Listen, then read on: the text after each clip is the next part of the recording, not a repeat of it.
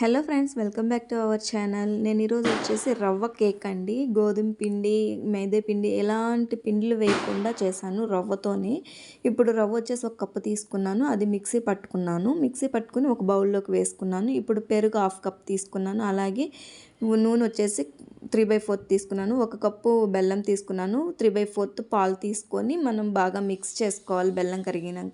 ఇప్పుడు సోడా ఉప్పు అలాగే బేకింగ్ పౌడర్ వేసుకొని బాగా కలుపుకొని మూత పెట్టేసుకొని ఒక 10 మినిట్స్ పక్కన పెట్టేసుకున్న తర్వాత ఇలా మళ్ళీ తీసుకొని ఒక 10 మినిట్స్ మిక్స్ చేసుకొని మనము కేన్ బ్యాటర్ ఉంది కదా, నెయ్యి రాసుకొని పౌడర్ చల్లుకొని ఇది హీట్ చేసుకున్నాను ఒకదాన్ని.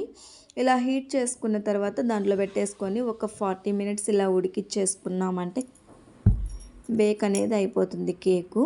ఇప్పుడు చూడండి, మనకి ఇలా చాక్తో తీసుకుంటే మనకి ఎలా చాక్ అతుక్కోకుండా వచ్చింది కదా. ఇప్పుడైతే మనం దాన్ని తీసేసుకోవాలి. ఇలా తీసేసుకొని మనము కేక్ని ఒక 10 మినిట్స్ ఆరిన తర్వాత మనము చేసుకున్నామంటే చాలా బాగుంటుందండి. మీ పిల్లలకి హెల్తీగా ఇలా కేక్ చేసి పెట్టండి. ఎలాంటి గోధుమ పిండి, మైదా పిండి లేకుండా హెల్తీ రెసిపీ అండి. బెల్లంతో చేసుకున్న కేక్ అండి. మనకు అచ్చము చాక్లెట్ కేక్ టైపే వస్తుంది. మనకి చాలా బాగుంటుంది, యమ్మీగా చాలా బాగుంది. పిల్లలు స్కూల్ నుంచి రాగానే ఇది పెట్టారంటే వాళ్ళు ఆనందంగా తింటారు. నెక్స్ట్ వీడియోలో మళ్ళీ కలుద్దాం. బాయ్.